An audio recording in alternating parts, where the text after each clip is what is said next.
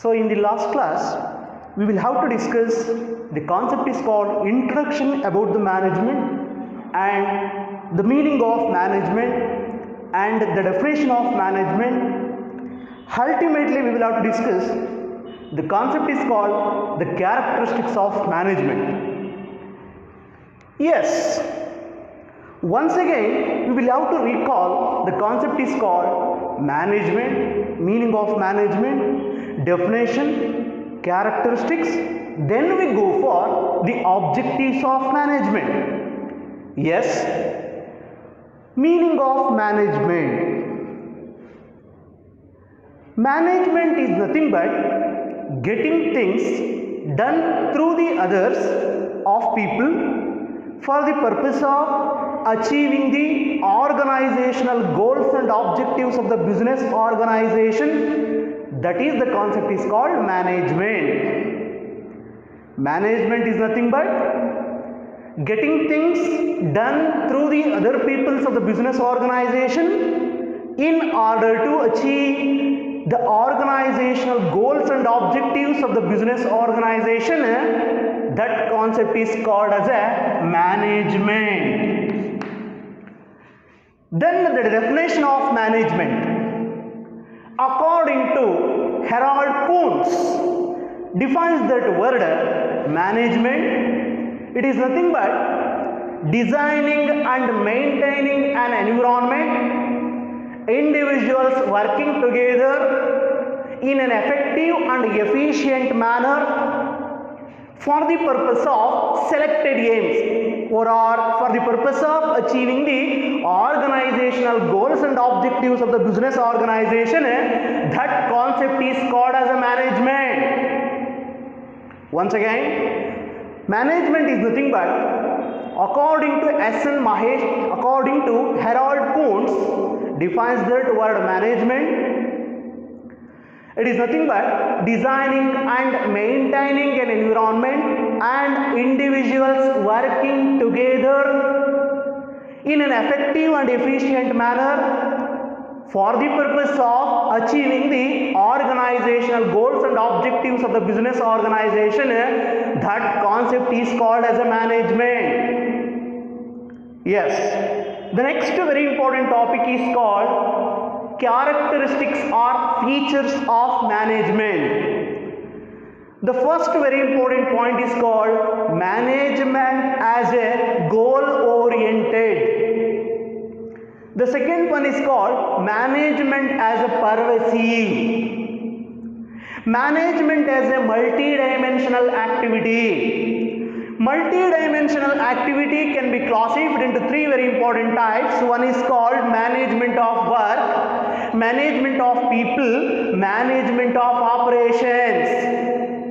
The next, another one of the very important feature is called management is a continuous process, or it is called as a never-ending process. The next very important, last very important feature or characteristics of management is called management as a group activity. Okay, so these are all the very important the features or characteristics of management. These are all the very important topics we will have to discuss in the last class. Okay, but today we will have to discuss one of the very important concept here in this chapter. That concept is called objectives of management. So, objectives of management. Objectives of management. ನಿರ್ವಹಣೆಯ ಉದ್ದೇಶಗಳು. Yes. Management, objectives of management. Management is very essential for each and every business organization. Without management, we can't do anything of our business organization. So that's why management is very essential. Before we are going to start any activity of the business organization, first we will have to fix the goal or objective. So this is what we call management. Management we will have to use in different fields. private business organizations, public business organization, profitable business organization, non-profitable business organization, big organization, small organizations. So in this way we will have to use the management. Objectives are established by the each and every business organization. ಅಂದರೆ ನಮ್ಮ objectives ಅಂತ ಏನಿದೆ ಪ್ರತಿಯೊಂದು ವ್ಯವಹಾರಿ ಸಂಸ್ಥೆಗಳು ಅದನ್ನು fix ಮಾಡ್ಕೊಬೇಕಾಗುತ್ತೆ. ಉದ್ದೇಶಗಳು ಇಲ್ಲದೇ ಯಾವುದೇ ಒಂದು ಸಂಸ್ಥೆಯ ಕಾರ್ಯಚಟುವಟಿಕೆಗಳನ್ನು ಮಾಡಲಿಕ್ಕೆ ಸಾಧ್ಯ ಇಲ್ಲ. Objectives are goals are very essential for doing the activities of the business. So ನೋಡಿ ಇಲ್ಲಿ objectives it is established by the management. ಅಂದರೆ ಆಬ್ಜೆಕ್ಟಿವ್ಸ್ ಅಂತ ಏನು ಕರಿತೀವಿ, ಉದ್ದೇಶಗಳು ಅಂತ, ಅದನ್ನು ನಮ್ಮ ಸಂಸ್ಥೆಗಳು ಏನು ಮಾಡ್ತವೆ, ಫಿಕ್ಸ್ ಮಾಡ್ಕೊತವೆ. ಓಕೆ, ನೋಡಿ ಇಲ್ಲಿ objectives of management. So objectives of management can be classified into 3 very important categories. One is called organizational objectives. Organizational objectives, ಸಂಘಟನಾತ್ಮಕ ಉದ್ದೇಶಗಳು ಅಂತ ಕರಿತೀವಿ. Organizational objectives. This is the first very important type of an objective of a management. The second very important type is called, that is social objectives. Social objectives. Next one is called personal objectives. Personal objectives. These are all the very important types of objectives of management. The first one is called organizational objective, social objectives, personal objectives. Okay, so this is one of the very important concept in your examination point. Examination ಒಂದು question ಕೇಳ್ಬೋದು, right the one objective of management, 1 mark question. On that situations you have to write, out of 3 points you have to write 1, that is organizational objectives or social objectives or personal objective. On that situation you will get 1 mark. Okay, organizational objectives, social objectives, personal objectives, these are all the very important types of objectives of management. Okay, so ನೋಡಿ, first we will have to discuss the concept is called organizational objectives. Organizational objective, 101%, this is one of the very very important type of an objective of management. That one is called organizational objectives ಅಂತ ಕರಿತೀವಿ. So objectives of management ಅಲ್ಲಿ first one organisational objectives, ಅಂದರೆ ಸಂಘಟನಾತ್ಮಕ ಉದ್ದೇಶಗಳು ಅಂತ ಹೇಳಿ ಕರಿತೀವಿ. ಇಲ್ಲಿ ಆರ್ಗನೈಸೇಷನಲ್ ಆಬ್ಜೆಕ್ಟಿವ್ಸ್ ಅಂದರೆ each and every business organisation they will have to fix the objective and they will have to do the activities, and after that we will have to reach the organizational goals and objectives of the business organization. That is called organizational objectives ಅಂತ ಕರಿತೀವಿ. ಯಾವುದೇ ಒಂದು ವ್ಯವಹಾರಿ ಸಂಸ್ಥೆ ಕಾರ್ಯಚಟುವಟಿಕೆಗಳನ್ನು ಮಾಡೋದಕ್ಕಿಂತ ಮುಂಚೆ ಒಂದು ಗುರಿ ಮತ್ತು ಉದ್ದೇಶಗಳನ್ನು ಇಟ್ಕೊಬೇಕು. ಆ ಗುರಿ ಮತ್ತು ಉದ್ದೇಶಗಳನ್ನು ಇಟ್ಕೊಂಡು then we will have to use the other peoples of the business organization, in the sense the employees. Okay, so ಅವ್ರನ್ನೆಲ್ಲ ಯುಟಿಲೈಸ್ ಮಾಡಿಕೊಂಡು next then we will have to reach the organizational goals and objectives of the business organization. So that is called organizational objectives ಅಂತ ಕರಿತೀವಿ. ಸಂಸ್ಥೆಯಲ್ಲಿ ಯಾವುದೇ ಒಂದು ಕಾರ್ಯಚಟುವಟಿಕೆಗಳನ್ನು ಮಾಡೋಕ್ಕಿಂತ ಮುಂಚೆ ಗುರಿ ಮತ್ತು ಉದ್ದೇಶ ಅನ್ನೋದು ಪ್ರಮುಖವಾಗಿ ಬೇಕೇ ಬೇಕು. ಆ ಗುರಿ ಮತ್ತು ಉದ್ದೇಶಗಳನ್ನು ಇಟ್ಕೊಂಡು so we will have to do the activities of the business organization. That concept is called organizational objectives ಅಂತ ಹೇಳಿ ಕರಿತೀವಿ. Okay, so here in this case each and every business organization they will have to fix the objectives or goals. Okay, then they will have to reach the organizational goals and objectives of the business organization. So here in this case organizational objectives ಅಲ್ಲಿ each and every business organization they will have to maintain the physical resources and human resources. ಪ್ರತಿಯೊಂದು ವ್ಯವಹಾರ ಸಂಸ್ಥೆಯಲ್ಲೂ ಕೂಡ physical resources ಮತ್ತು human resources ಅಂತ ಇರುತ್ತೆ. Human resources ಅಂದರೆ employees, people's. Okay, ಯಾರ್ಯಾರು ಸಂಸ್ಥೆ ಒಳಗೆ ಕೆಲಸ ಮಾಡ್ತಾರೆ ಅವ್ರನ್ನ ನಾವು ಹ್ಯೂಮನ್ ರಿಸೋರ್ಸಸ್ ಅಂತ ಹೇಳಿ ಕರಿತೀವಿ. Physical resources over all it is called as the material resources ಅಂತ ಕರಿತೀವಿ. ಅಂದರೆ ಭೌತಿಕ ಸಂಪನ್ಮೂಲಗಳು ಅಂತ ಕರಿತೀವಿ. ಅವನ್ನ ಮಾನವ ಸಂಪನ್ಮೂಲಗಳು ಅಂತ ಕರಿತೀವಿ, ಅವನ್ನ ಭೌತಿಕ ಸಂಪನ್ಮೂಲಗಳು ಅಂತ ಕರಿತೀವಿ. ಇದರೊಳಗೆ ಏನು ಸೇರ್ಕೊಂಡಿರುತ್ತೆ ಅಂದರೆ materials, okay, machineries, okay, what we ಕಾಲ್ ಕಚ್ಚಾ ಸಾಮಗ್ರಿಗಳು ಅಂತ ಕರಿತೀವಿ. ಓಕೆನಾ? ನೆಕ್ಸ್ಟ್ ಕಚ್ಚಾ ವಸ್ತುಗಳು ಅಂತ ಏನು ಕರಿತೀವಿ ಅವು. Next machineries. ಇವನ್ನೆಲ್ಲವನ್ನು ಕೂಡ ನಾವೇನು ಮಾಡಬೇಕು, ಎಫೆಕ್ಟಿವ್ ಆ್ಯಂಡ್ ಎಫಿಷಿಯಂಟ್ ಮ್ಯಾನರ್ ಅಂತ ಕರಿತೀವಿ. We will how to utilise in an effective and efficient manner for the purpose of achieving the organizational goals and objectives of the business organization.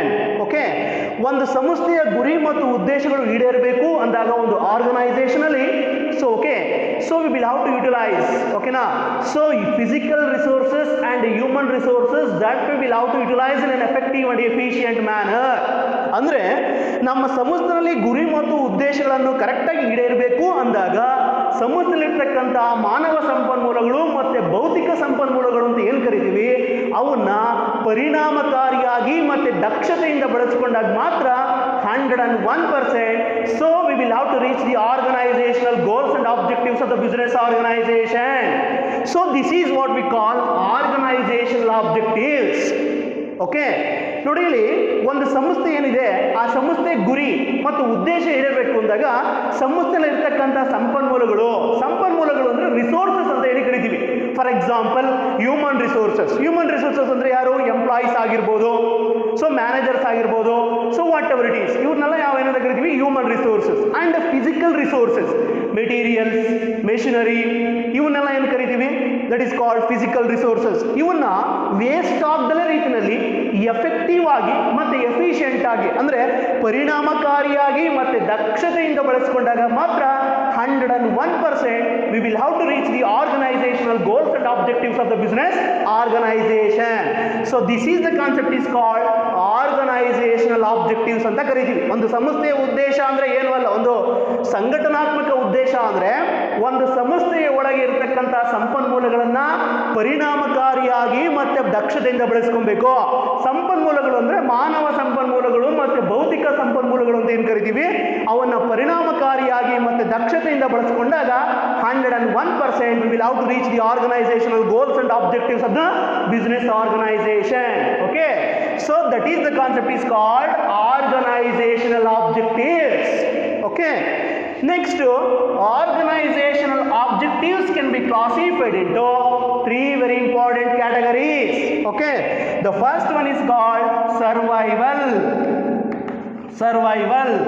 Next one is called, that is profit. Next, growth.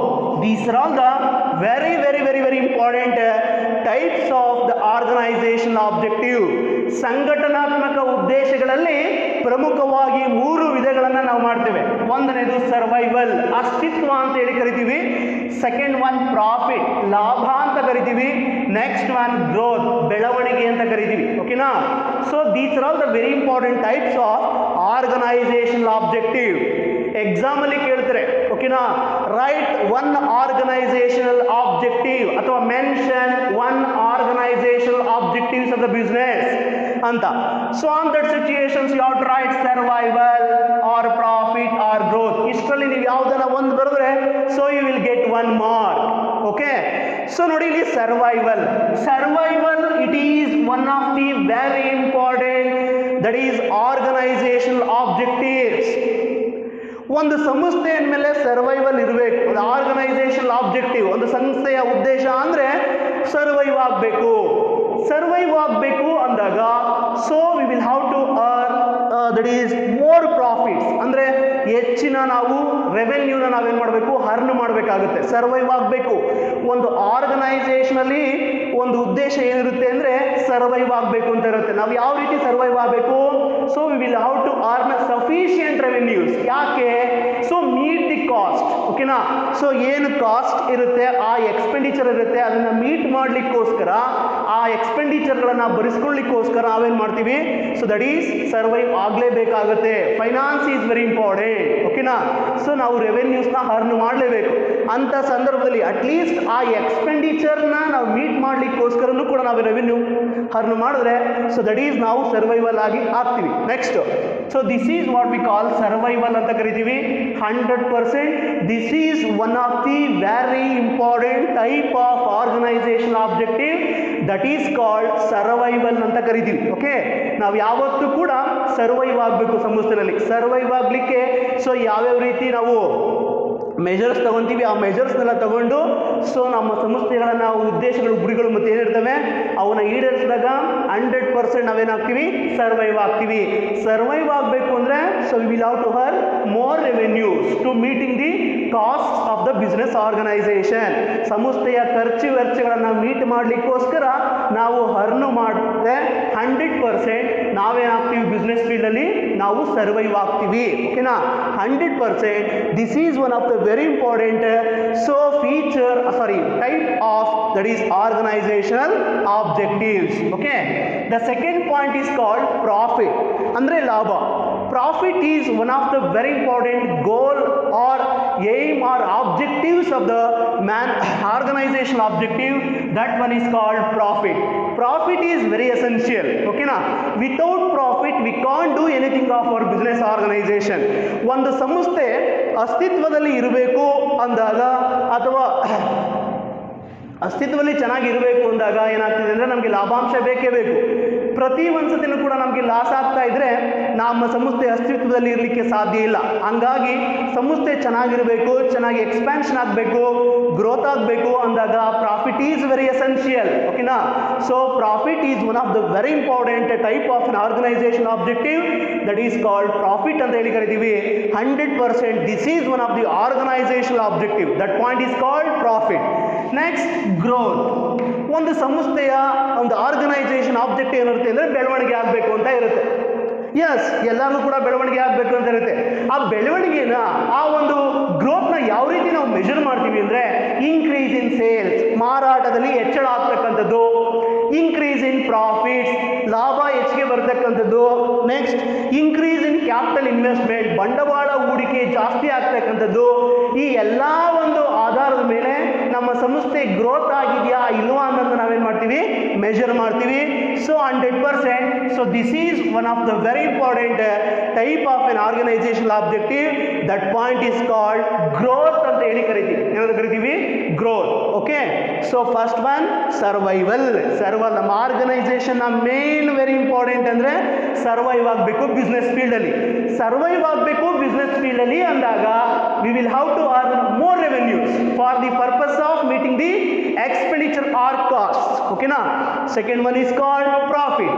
Profit ನಮ್ಮ ಸಂಸ್ಥೆಯ main ಉದ್ದೇಶ ಇನ್ನೇನಿರುತ್ತೆ? ಲಾಭ ಮಾಡಬೇಕು ಅಂತ ಇರುತ್ತೆ. ಓಕೆನಾ?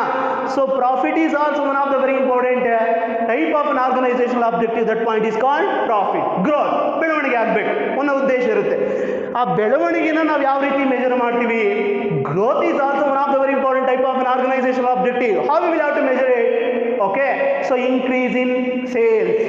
Okay, ಮಾರಾಟದಲ್ಲಿ ಹೆಚ್ಚಳ ಯಾವ ರೀತಿ ಅಂದರೆ ಲಾಸ್ಟ್ ಇಯರ್ ಏನು ಸೇಲ್ ಆಗಿತ್ತು, ಈ ಇಯರ್ ಏನಾದ್ರು ಸೇಲ್ ಆಗಿದೆ, ಲಾಸ್ಟ್ ಮಂತ್ ಎಷ್ಟು ಸೇಲ್ ಆಗಿತ್ತು, ಈ ಮಂತ್ ಎಷ್ಟು ಸೇಲ್ ಆಗಿದೆ. ಓಕೆನಾ? Increase in production, last month ಎಷ್ಟು ಪ್ರೊಡಕ್ಷನ್ ಆಗಿತ್ತು, ಈ ವರ್ಷ ಎಷ್ಟು ಪ್ರೊಡಕ್ಷನ್ ಆಗಿದೆ. Okay, so next increase in capital investment. Okay, ಹೋದ ವರ್ಷ ಎಷ್ಟು ಕ್ಯಾಪಿಟಲ್ ಇನ್ವೆಸ್ಟ್ಮೆಂಟ್ ಅನ್ನು ಮಾಡಿದೀವಿ, ಈ ವರ್ಷ ಎಷ್ಟು ಮಾಡಿದೀವಿ. ಓಕೆನಾ? ಲಾಸ್ಟ್ ಇಯರ್ಗೂ ಇಯರ್ಗೂ ಕಂಪೇರ್ ಮಾಡಿದ್ರೆ ಅಮೌಂಟ್ ಇನ್ಕ್ರೀಸ್ ಆಗಿದೆಯಾ, ಡಿಕ್ರೀಸ್ ಆಗಿದೆಯಾ ಅನ್ನೋದ್ರ ಆಧಾರದ ಮೇಲೆ ಸೊ ನಮ್ಮ ಸಂಸ್ಥೆ ಗ್ರೋತ್ ಆಗಿದೆಯಾ ಇಲ್ವಾ ಅನ್ನೋದನ್ನ ನಾವೇನು ಮಾಡ್ತೀವಿ? ಮೆಜರ್ ಮಾಡ್ತೀವಿ. ಓಕೆನಾ? So 100%. So this is one of the very important type of an organisation objective. That point is called growth.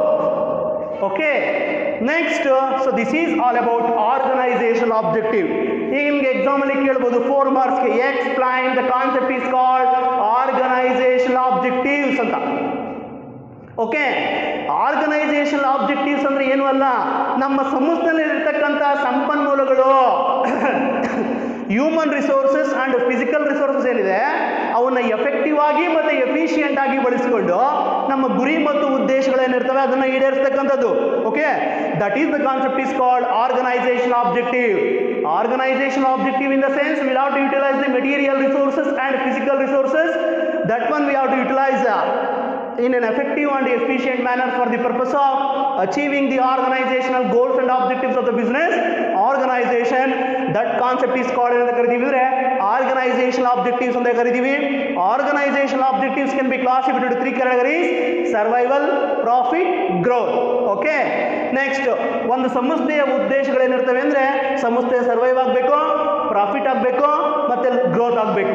Okay, next social objective. ನಮ್ಮ ಮ್ಯಾನೇಜ್ಮೆಂಟ್ನ ಒಂದು social objective. Okay, social objective is the part of society ಅಂತೇಳಿ ಕರಿತೀವಿ. ಓಕೆನಾ? So ನೋಡಿ, ಇಲ್ಲಿ social objectives ಅಂದರೆ ಸಾಮಾಜಿಕ ಉದ್ದೇಶಗಳು ಅಂತ ಕರಿತೀವಿ ಕನ್ನಡದಲ್ಲಿ. ಒಂದು ಸಂಸ್ಥೆ ಸಾಮಾಜಿಕವಾಗಿ ಅಂದರೆ ನಮ್ಮ ಸೊಸೈಟಿಗೆ ಏನೆಲ್ಲ ಕೊಡಬೇಕಾಗುತ್ತೆ, ಅದ್ರ ಉದ್ದೇಶ ಏನು? So that is social objectives ಅಂತ ಹೇಳಿ ಕರಿತೀವಿ, is a part of society. ಓಕೆನಾ? ಸೊ ನೋಡಿ, ಇಲ್ಲಿ ಸೋಷಿಯಲ್ ಆಬ್ಜೆಕ್ಟಿವ್ ಸಾಮಾಜಿಕ ಉದ್ದೇಶಗಳು. ಏನು ಸಾಮಾಜಿಕ ಉದ್ದೇಶಗಳು? ಒಂದು ಸಂಸ್ಥೆ ಅಂದಮೇಲೆ, ಒಂದು ಮ್ಯಾನೇಜ್ಮೆಂಟ್ ಅಂದಮೇಲೆ ಸಾಮಾಜಿಕವಾಗಿ ಏನು ಉದ್ದೇಶ ಇರುತ್ತೆ? ಓಕೆನಾ? Providing employment opportunities. ಓಕೆನಾ? ಅಂದರೆ ಯಾರಾದರೂ ಕೆಲಸ ಕೇಳ್ಕೊಂಡು ಬಂದಾಗ ಅವ್ರಿಗೆ ಕೆಲಸವನ್ನು ನಾವು ಕೊಡ್ತಕ್ಕಂಥದ್ದು. Providing employment opportunities to employment opportunities ಅಂತ ಹೇಳಿ ಕರಿತೀವಿ. ಯಾರಾದರೂ ಕೆಲಸವನ್ನು ಕೇಳ್ಕೊಂಡು ಬಂದಾಗ ಸಂಸ್ಥೆಯಲ್ಲಿ ನಾವೇನು ಮಾಡಬೇಕು? Will have to provide the employment opportunities. ಓಕೆನಾ? So this is one of the very important social objectives ಅಂತ ಕರಿತೀವಿ. Second one is called, so we will have to establish or starting the factories or business organization in outside the cities and towns. ಓಕೆನಾ? ಇಲ್ಲಿ ನೋಡಿ, ಇಲ್ಲಿ ಈಗ ನಮ್ಮ ಇರ್ತಕ್ಕಂಥ ಸೊಸೈಟಿಲಿ ಇರ್ತಕ್ಕಂಥ ಪೀಪಲ್ಸ್ಗೆ ಯಾವುದೇ ರೀತಿ ತೊಂದರೆ ಆಗಬಾರ್ದು ಅನ್ನೋ ದೃಷ್ಟಿ ಇಟ್ಕೊಂಡು ನಮ್ಮ ಸಂಸ್ಥೆಗಳನ್ನು ಅಥವಾ ಉದ್ದಿಮೆಗಳನ್ನು ಯಾವುದೇ ಒಂದು ನಗರ ಪ್ರದೇಶಗಳನ್ನಕ್ಕಿಂತ ದೂರ ನಾವೇನು ಮಾಡಬೇಕಾಗುತ್ತೆ? ಎಸ್ಟಾಬ್ಲಿಷ್ ಮಾಡಬೇಕಾಗುತ್ತೆ. So that is the main very important social objectives of the management. ಓಕೆನಾ? ಅಂದರೆ ನಮ್ಮ ಜನರಿಗೆ ಯಾವುದೇ ರೀತಿ ತೊಂದರೆ ಕೊಡಬಾರದು. ಓಕೆನಾ? ನಮ್ಮ ಫ್ಯಾಕ್ಟ್ರಿಗಳಿಂದ, ನಮ್ಮ ಬಿಸ್ನೆಸ್ ಆರ್ಗನೈಸೇಷನಿಂದ ಯಾವ ರೀತಿ ಪ್ರಾಬ್ಲಮ್ಸ್ ಆಗದಲೇ ರೀತಿಯಲ್ಲಿ we will have to establish the business organisation. ಟೌನ್ಗೆ ಮತ್ತು ಸಿಟೀಸ್ಗೆ ಏನಿರಬೇಕು ಅದಕ್ಕಿಂತ ದೂರ ನಾವೇನು ಮಾಡಬೇಕಾಗುತ್ತೆ? ಎಸ್ಟಾಬ್ಲಿಷ್ ಮಾಡಬೇಕಾಗುತ್ತೆ ಏನು? ಬಿಸ್ನೆಸ್ ಆರ್ಗನೈಸೇಷನ್ನ. Okay, so next that is called social objectives ಅಂತ ಕರಿತೀವಿ. ನೆಕ್ಸ್ಟ್ ಈಗ we will have to give the donations. ಓಕೆನಾ? ಡೊನೇಷನ್ಸನ್ನು ಪ್ರೊವೈಡ್ ಮಾಡಬೇಕಾಗುತ್ತೆ. ಎಕ್ಸಾಂಪಲ್, ಈಗ ಯಾರಾದರೂ ಬರ್ತಾರೆ ಸಂಸ್ಥೆಗೆ ಯಾರಾದರೂ ಬರ್ತಾರೆ, ಓಕೆ, ಯಾವುದೋ ಒಂದು ಟೆಂಪಲ್ ಕನ್ಸ್ಟ್ರಕ್ಷನ್ ಮಾಡಬೇಕಂತ ಹೇಳಿ, ಏನೋ ಅಮೌಂಟನ್ನು ನಾವು ಕೇಳ್ಕೊಂಡು ಬಂದಾಗ ಅವ್ರಿಗೆ ಅಮೌಂಟನ್ನು ನಾವೇನು ಮಾಡಬೇಕಾಗುತ್ತೆ? ಡೊನೇಟ್ ಮಾಡಬೇಕಾಗುತ್ತೆ. ಓಕೆನಾ? 100% this is also one of the very important social objectives of the management. ಓಕೆನಾ? Will have to give the donations to the peoples. ಓಕೆನಾ? ಜನರಿಗೆ ನಾವೇನು ಮಾಡಬೇಕು? ಡೊನೇಷನ್ಸ್ಗಳನ್ನು ನಾವೇನು ಮಾಡಬೇಕಾಗುತ್ತೆ? ಪೇ ಮಾಡಬೇಕಾಗುತ್ತೆ.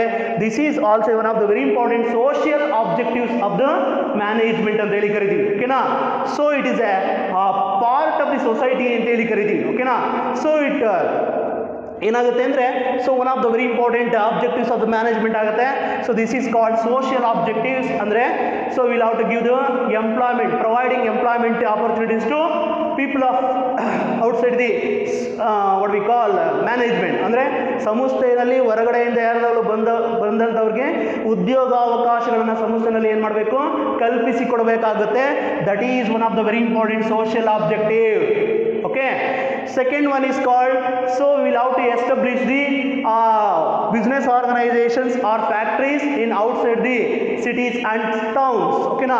ಸಿಟಿ ಮತ್ತು ಒಂದು ಟೌನ್ಗಳಿಗೆ ದೂರ ನಾವೇನು ಮಾಡಬೇಕಾಗುತ್ತೆ? ಇಂಡಸ್ಟ್ರಿಗಳನ್ನು, ಫ್ಯಾಕ್ಟ್ರೀಸ್ಗಳನ್ನು ನಾವೇನು ಮಾಡಬೇಕಾಗುತ್ತೆ? ಎಸ್ಟಾಬ್ಲಿಷನ್ನ ಮಾಡಬೇಕಾಗುತ್ತೆ. Next one is called as ಏನಂತ ಕರಿತೀವಿ ಅಂದರೆ ಡೊನೇಷನ್ಸನ್ನು ಕೊಡಬೇಕಾಗುತ್ತೆ. ಈಗ ಯಾರಾದರೂ ಸಂಸ್ಥೆ ಒಳಗೆ ಬಂದು ಏನೋ ಒಂದು ಟೆಂಪಲ್ನ ಕನ್ಸ್ಟ್ರಕ್ಷನ್ ಮಾಡ್ತಾ ಇದ್ದೀವಿ, ಇನ್ನು ಏನೋ ಫೇರ್ ಜಾತ್ರೆಗಳನ್ನು ಮಾಡ್ತಾ ಇದ್ದೀವಿ, ಈ ಥರ ಏನಾದರೂ ಕೇಳ್ಕೊಂಡು ಬಂದಾಗ ಆನ್ ದಟ್ ಸಿಚುಯೇಷನ್ ಏನು ಮಾಡಬೇಕಾಗುತ್ತೆ? ನಾವು ಅಮೌಂಟನ್ನು ಕೊಟ್ಟಾಗ ಸಂಸ್ಥೆಯ ಬಗ್ಗೆ ಒಳ್ಳೆ ಅಭಿಪ್ರಾಯಗಳು ಕ್ರಿಯೇಟ್ ಆಗ್ತವೆ. ಓಕೆನಾ? ನಮ್ಮ ನೇಮ್ ಸ್ಪ್ರೆಡ್ ಆಗುತ್ತೆ, ನಮ್ಮ ಬಿಸ್ನೆಸ್ ನೇಮ್ ಎಲ್ಲ ಕಡೆ ಪ್ರಚಾರ ಆಗುತ್ತೆ, ನಮ್ಮ ಬಿಸ್ನೆಸ್ಗೆ ಬಹಳ ಹೆಲ್ಪ್ ಆಗುತ್ತೆ. ಅದಕ್ಕೋಸ್ಕರ ನಾವು ಸೋಷಿಯಲ್ ಆಬ್ಜೆಕ್ಟಿವ್ಸನ್ನು ಮಾಡಬೇಕಾಗುತ್ತೆ. Next so that is called, we will have to provide the basic amenities to the employees of the business organization. ಅಂದರೆ ನಮ್ಮ ಸಂಸ್ಥೆಯಲ್ಲಿ ಯಾರ್ಯಾರು ಕಾರ್ಮಿಕರು ಕೆಲಸ ಮಾಡ್ತಾರೆ ಅಂತ ಮಕ್ಕಳಿಗೆ ಓದಲಿಕ್ಕೆ ಫೈನಾನ್ಷಿಯಲ್ ಫೆಸಿಲಿಟೀಸ್ನ ಕೊಡ್ತಕ್ಕಂಥದ್ದು. ಓಕೆನಾ? ಸೊ ಫೈನಾನ್ಷಿಯಲ್ ಫೆಸಿಲಿಟೀಸ್ಗಳನ್ನು ಕೊಡ್ತಕ್ಕಂಥದ್ದು. ಸೊ ಇವನ್ನೆಲ್ಲ ನಾವೇನು ಮಾಡಬೇಕಾಗುತ್ತೆ, ಕೊಡಬೇಕಾಗುತ್ತೆ. ಕೊಟ್ಟಾಗ ಸೊ ಆ ಸಂಸ್ಥೆಯ ಬಗ್ಗೆ ಒಳ್ಳೆಯ ಅಭಿಪ್ರಾಯಗಳು ಕ್ರಿಯೇಟ್ ಆಗ್ತವೆ. ಹಂಗಾಗಿ so this is what we call ಅಂತ ಕರಿತೀವಿ, ಅಂದರೆ ಸೋಷಿಯಲ್ ಆಬ್ಜೆಕ್ಟಿವ್ಸ್ ಅಂತ ಕರಿತೀವಿ. 102%. This is one of the very very very very important objectives of the management. That one is called as a social objectives ಅಂತ ಹೇಳಿ ಕರಿತೀವಿ. ಓಕೆನಾ? Next one is called personal objective. It is mainly related to employees of the business organisation. ಓಕೆನಾ? So ನೋಡಿ ಇಲ್ಲಿ personal objectives, ವೈಯಕ್ತಿಕ ಉದ್ದೇಶಗಳು ಅಂತ ಕರಿತೀವಿ. ಮ್ಯಾನೇಜ್ಮೆಂಟ್ ಅಲ್ಲಿ ವೈಯಕ್ತಿಕವಾಗಿ ಏನೇನು ಉದ್ದೇಶ ಇರುತ್ತೆ ಅಂದ್ರೆ it is mainly related to the employees of the business organisation. ಓಕೆನಾ? It is mainly related to the employees of the business organisation. ಸಂಸ್ಥೆಯಲ್ಲಿ ಕೆಲಸ ಮಾಡ್ತಕ್ಕಂಥ ಕಾರ್ಮಿಕರಿಗೆ ಏನೇನೆಲ್ಲ ಕೊಡಬೇಕು? ಓಕೆನಾ? We will have to provide the good financial facilities. ಒಳ್ಳೊಳ್ಳೆ salary ಕೊಡಬೇಕಾಗುತ್ತೆ, ಇನ್ಸೆಂಟಿವ್ಸ್ನ ಕೊಡಬೇಕು, ಬೋನಸ್ನ ಕೊಡಬೇಕಾಗುತ್ತೆ. ಓಕೆನಾ? ಇನ್ನಿತರೆ ಗ್ರ್ಯಾಚ್ಯುಟಿ ಆಗಿರ್ಬೋದು, ಇನ್ನೆಲ್ಲ extra etcetera etcetera. These are all the very important facilities will be provided to the employees of the business organisation.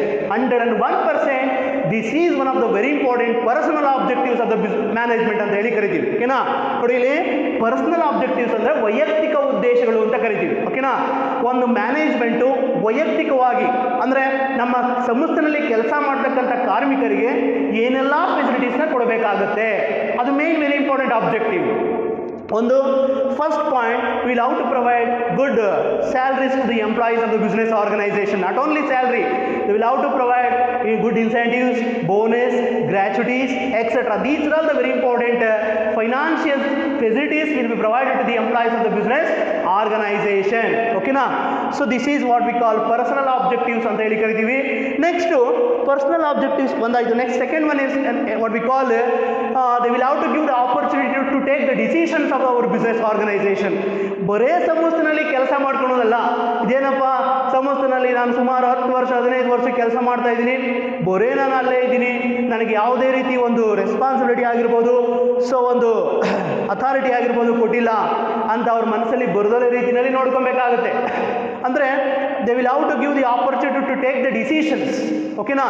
ಯಾವುದೇ ಒಂದು ಫೀಲ್ಡಲ್ಲಿ ಒಂದು ನಿರ್ಧಾರಗಳನ್ನು ಕೈಗೊಳ್ಳೋದಕ್ಕೆ ಅವರಿಗೆ ಅವಕಾಶಗಳನ್ನು ಕಲ್ಪಿಸಿ ಕೊಡಬೇಕು, ಬರೇ ಕೆಲಸ ಮಾಡ್ಕೊಳ್ಳೋದಲ್ಲ.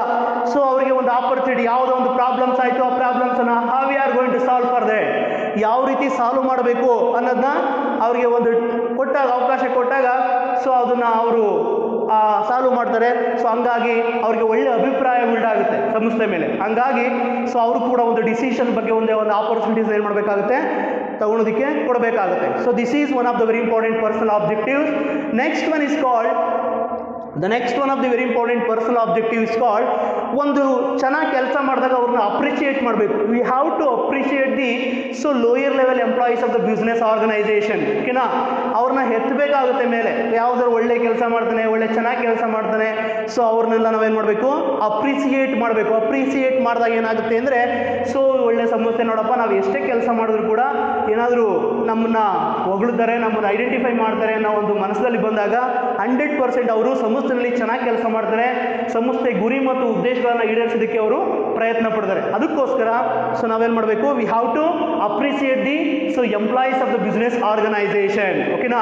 ಸೊ ಲೋಯರ್ ಲೆವೆಲ್ ಎಂಪ್ಲಾಯೀಸ್ ಏನಿರ್ತಾರೆ ಅವರನ್ನು ನಾವೇನು ಮಾಡಬೇಕು, ಮೇಲಕ್ಕೆ ಎತ್ತಬೇಕು, ಅಪ್ರಿಸಿಯೇಟ್ ಮಾಡಬೇಕು. ಓಕೆನಾ? ಸೊ ಹಂಗಾಗಿ so this is what we call ಅಂತ ಕರಿತೀವಿ, ಅಂದರೆ personal objectives of the business organisation ಅಂತ ಹೇಳಿ ಕರಿತೀವಿ. ಓಕೆನಾ? So these are all the very important types of that is very important types of objectives of management. The first one is called organizational objectives, second one is called social objectives, the next one is called personal objectives. Okay? Organizational objectives andre gottayitu nimge. So we will have to utilize, we will have to maintain physical and human resources, that one will have to maintain in effective and efficient manner for the purpose of achieving the organizational goals and objectives of the business organization. That concept is totally, we can call it as ಅಂತ ಕರಿತೀವಿ organizational objectives ಅಂತ ಕರಿತೀವಿ.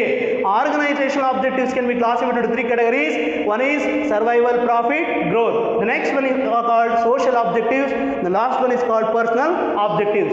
This is all about the objectives of management.